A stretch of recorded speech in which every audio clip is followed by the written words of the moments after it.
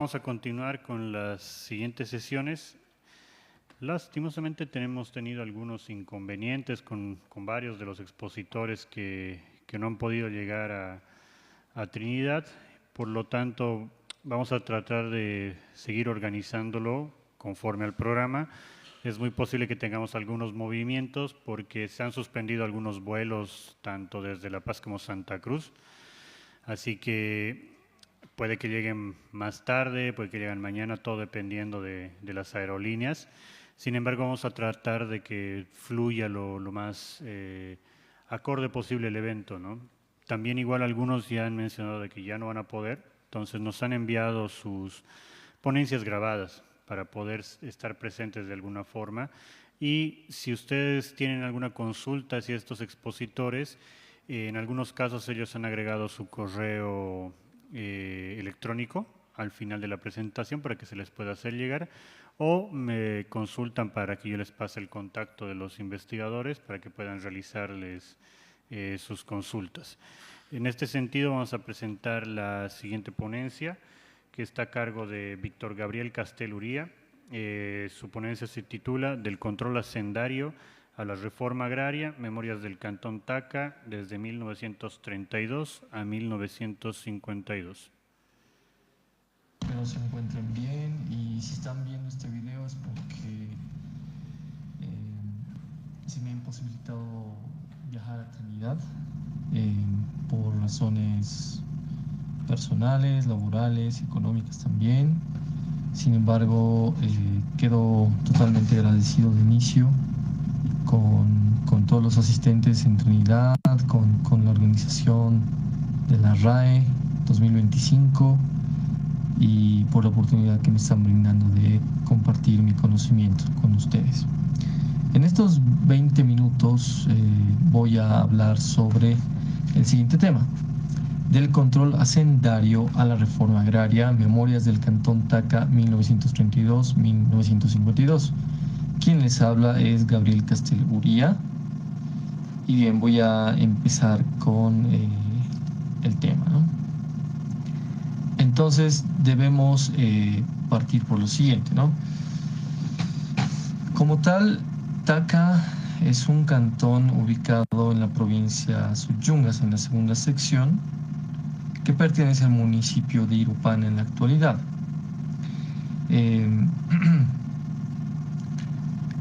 Nuestro tema se rige en Tacna como tal, ¿no? En el cantón Tacna, y vamos a tocar el tema de la tenencia de tierras, ¿no? Nos referimos como tenencia de tierras al predominio de grandes haciendas en manos privadas. Entonces, para analizar el tema de Tacna, hay que irnos a los orígenes de cómo se han formado las haciendas en el siglo XIX y XX dentro de lo que es Tacna. Uno de los documentos más antiguos que nos permiten en este estudio esbozar al respecto es el de 1844.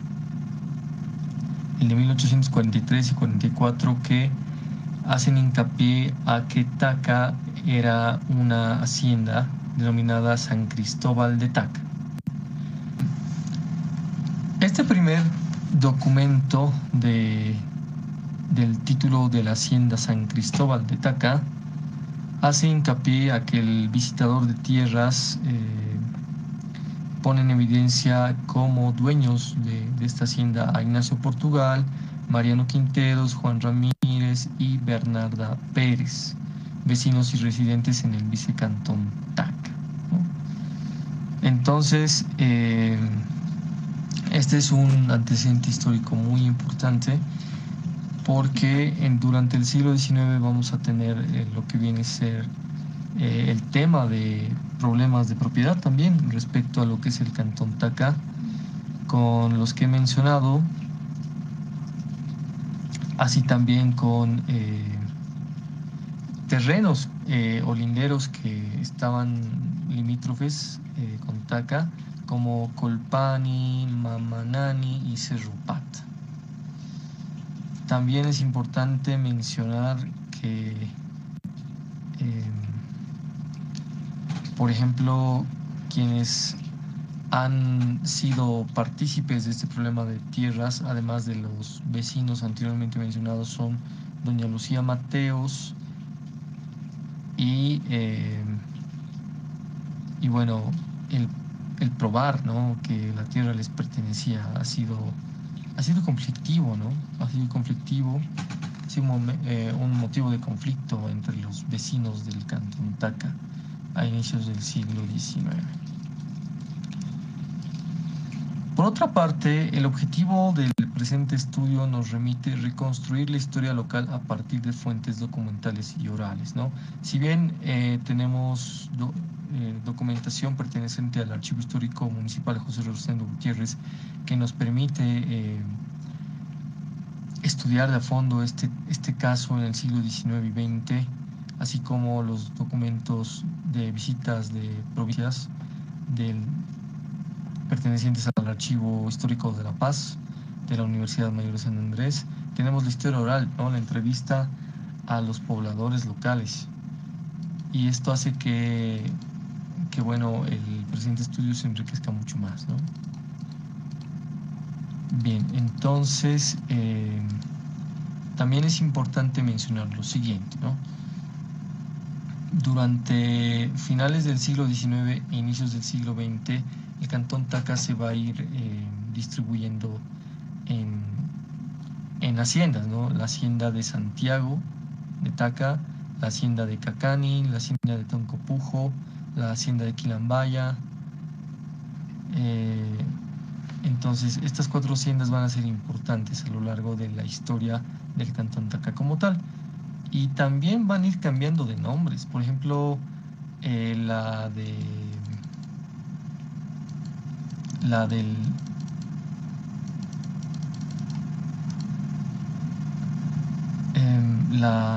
caso de, por ejemplo, de Taca, podemos mencionar en el caso de Santiago, Santiago de los Cárdenas, ¿no?, que se denominó así entre 1843 y 1852, la Santiago de Merizalde entre 1852 y 1895, y bueno, durante el siglo XX vamos a tener otro tipo de denominaciones, ¿no?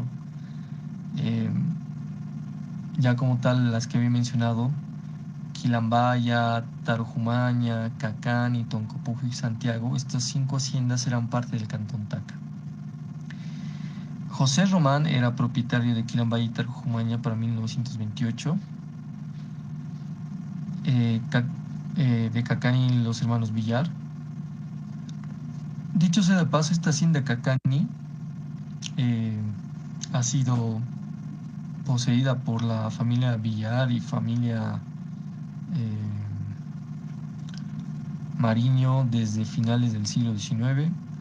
Luego los hermanos Rocabado, que poseían Toncopujo. Uno de estos hermanos, por ejemplo, fue a la guerra del Chaco, se enamoró con una paraguaya y volvió a su amada Taca, a su tierra yungueña, con una paraguaya, ¿no? Cosas que dejan la guerra, el amor. Por ejemplo, ese pequeño espacio puede ser muy estudiado a partir de los estudios que realizó Guimer Zambrano, por ejemplo. En el caso de Santiago, para 1928, José Yanguas, y podemos ver que la hacienda más costosa era la de Quilambaya, la hacienda relativamente más barata, la de Tarujumaña, la que poseía más colonos, la de Quilambaya, ¿no? Respecto a las haciendas en sus yungas, Taca poseía 5, valuadas en 118,000 pesos bolivianos. La que más valor tenía para esta época era la de Chirica, con 25 propiedades. La que menos valor tenía era la de Pariguaya, con 41.500. Entonces, ahí podemos contrastar algunos datos.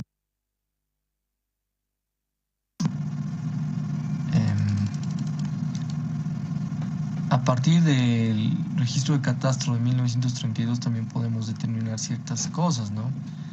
Que por ejemplo Domingo Millán ya para esta época era el dueño de Santiago de Taca,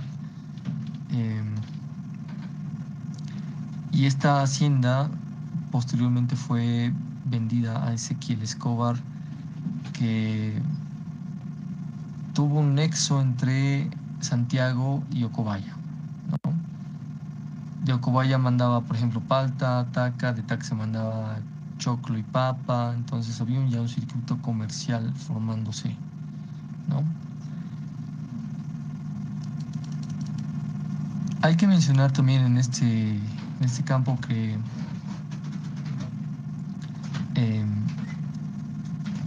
el hijo de Ezequiel Escobar, el que llegaría a ser el alcalde Armando Escobar Uría, se encargó del problema de tenencia de tierras después de la revolución del 52. Entonces, es importante mencionar que estas haciendas se han ido reformando a lo largo de la primera mitad del siglo XX. Se ha dado esta relación de padrinazgo también entre los dueños de haciendas con los peones, ¿no? Por ejemplo, se manifiesta en el caso de Ezequiel Escobar, que era bastante estricto con sus peones, que si no trabajaban era muy severo, castigaba severamente. Y bueno, muchos otros testimonios indican que Ezequiel Escobar era muy buen patrón, muy buena gente, que cuando se dio la revolución del 52 fueron a trabajar con él los peones como agradecimiento por el estudio, por el cobijo que habían recibido. Entonces vemos este tipo de casos, ¿no? de parentesco, también de violencia, no solo en Taca, ¿no? También en el desarrollo histórico de las historias de las haciendas en Bolivia, ¿no? Siendo Chulumani, por ejemplo, un caso terrible, ¿no? por los sucesos acontecidos ahí. Respecto al tema económico, debemos mencionar que la vialidad fue un problema durante el siglo XX. Era todo camino de herraduras, recorría las carreteras a lomo de mula. Entonces había mucha dificultad de transporte hacia La Paz. Recién para los 70s la carretera va tomando forma. Para finales del siglo XX el Servicio de Caminos se hace cargo. Una cosa interesante de Taca es la minería. Se menciona, por ejemplo, que Taca para 1928 tenía concesiones mineras de plata, wolfram, plomo y estaño, Huilquipata, cuya dueña fue Antonia, viuda de Rodríguez, la mina Dionisia, cuyo dueño fue Paulino Chuquimia, la Delita, cuyo dueño fue Pedro Enlaz, y bueno, siendo las regiones subyungueñas con más minería la de Yanacachi y la de Lambati. También debemos mencionar el comercio, ¿no? Algo que les había mencionado era que la papa, el maíz y las habas han sido un producto característico, ¿no? Que se han producido en las haciendas que les he mencionado en Toncopujo, Cacani, Quirambaya, Santiago. Y los excedentes eran vendidos en el mercado Rodríguez ya para la mitad del siglo XX. Muchos nexos familiares se han dado a partir de esto, ¿no? Muchos taqueños se han conocido con mecapaqueñas, por ejemplo, se han terminado casando, formando familia. Entonces el comercio es lo que trae, ¿no? Es lo que trae, ¿no? Los nexos de vida y bueno. Respecto a la vida social, debemos mencionar las festividades como la del 16 de julio, que es la fiesta del pueblo, la del 25 de julio y la del 3 de mayo, ¿no? La del 3 de mayo actualmente es la más fuerte porque es la fiesta de los residentes. La del 16 de julio hace hincapié a, a la festividad del pueblo como tal.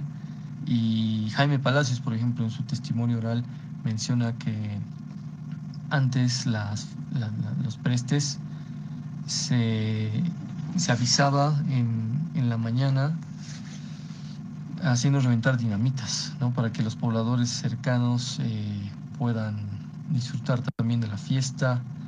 Eh, para cuando Jaime Palacios hizo la fiesta del pueblo, por ejemplo, mencionó que primero se servía la comida a todos los pobladores y si no se terminaba de servir a los pobladores, los organizadores de la fiesta no comían como tal, ¿no?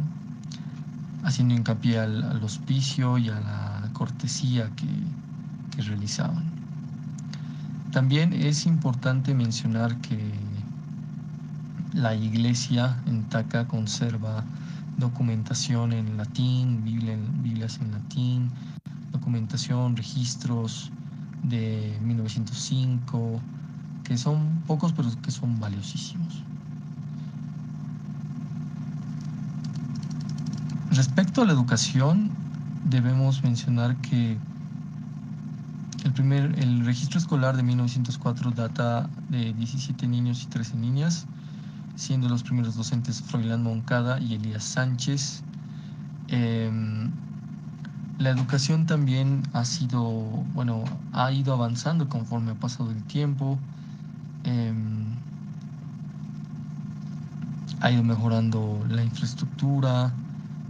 Con la revolución del 52, por ejemplo, se les obligó a los ex hacendatarios a donar una parte para la construcción de una escuela y de un cementerio.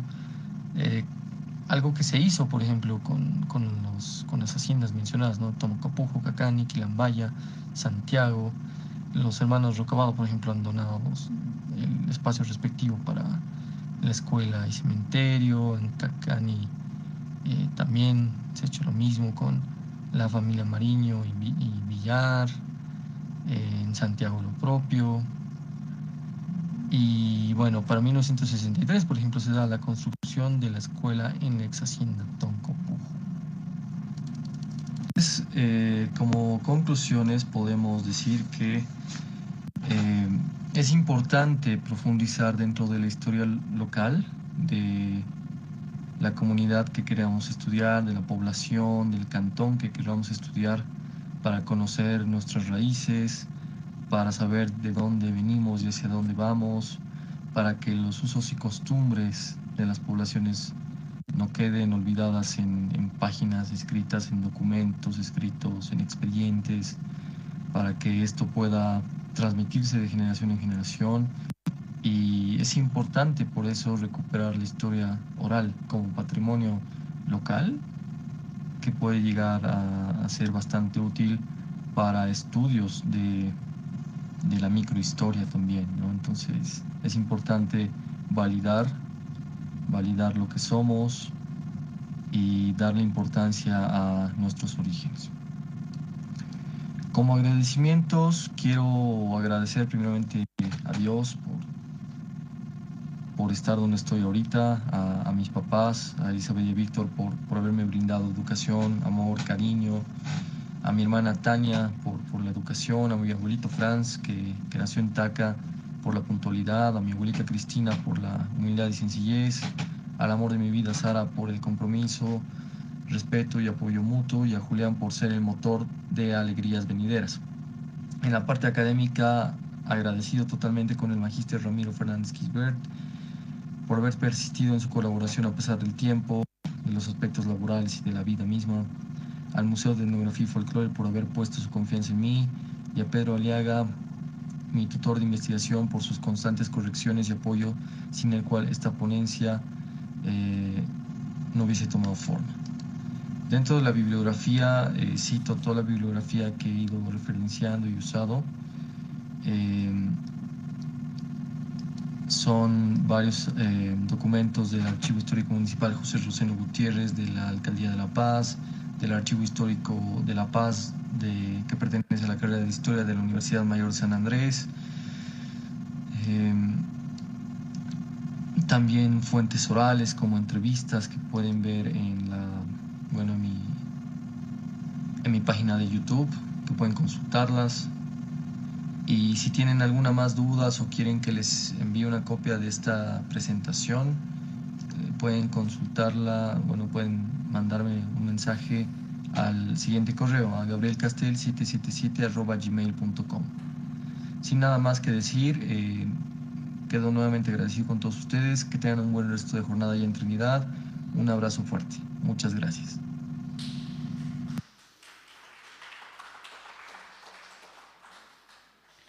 Bueno, agradecemos el trabajo que nos ha enviado Gabriel Castel.